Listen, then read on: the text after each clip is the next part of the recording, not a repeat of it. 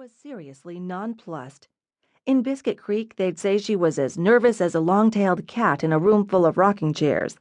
But True favored words like nonplussed, probably because she was a big reader. She had a book stuffed up the right leg of her Spanx right now, a dog-eared Agatha Christie paperback that didn't fit into her pocketbook. That minimalist creation, a Target find, a faux yellow leather tote, was actually overflowing with 3 lipsticks of varying coral shades, a 2-inch Velcro hair roller, travel hairspray, a pack of Kleenex, juicy fruit gum, her cell phone, a round hairbrush, a black Sharpie, her keys, which weighed a ton, a banana, a tube of Advil, a spare pair of sunglasses, and her ancient Cinderella wallet from Disney World, which had a rubber band around it to keep the cards and money from falling out. Well? Harrison revved the engine. You gonna get in here and tell me what you been up to all these years? Or stand there stiff as a poker and pretend you can't see me? True pivoted on a heel to face the car. I see you all right. Daddy always said if you couldn't run with the big dogs, stay under the porch. True wasn't an under-the-porch sort of gal. Harrison hid his amusement behind a cool stare, the one he dragged out when the higher-ups interfered too much with his creative vision or a fan overstepped her bounds, which was basically getting naked without asking him first. That wasn't going to happen with True. She was a lady, at least on the surface. But those snapping blue eyes gave her away. Beneath that prissy exterior, a sexy damned hellion wanted out. He'd seen her. He wished he could forget her. He'd written songs trying to exorcise her from his brain, but sometimes he still dreamed her arms were wrapped around his neck and her sweet body was beneath his. Now she leaned down to peer inside his passenger window, a bulky garment bag slung over her arm.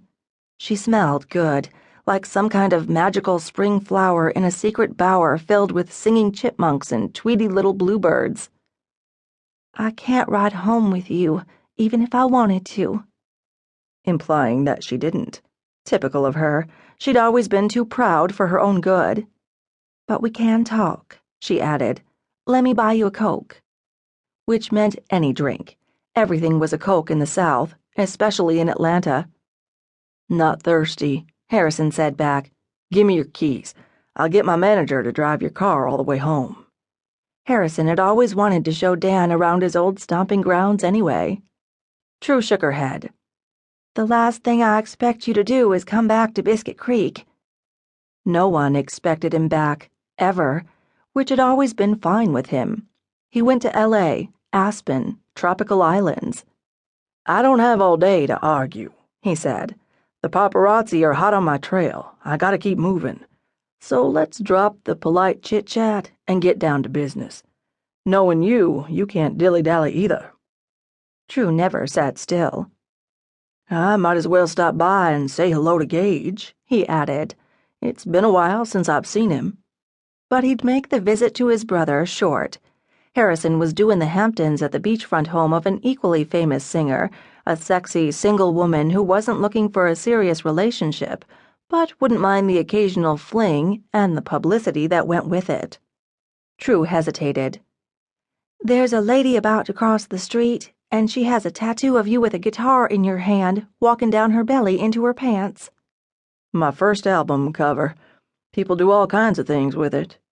True carefully laid her garment bag on his car roof, then dug through an enormous purse and managed to pull out a huge set of keys tethered to a pink rubber ball with pink rubber spikes all over it.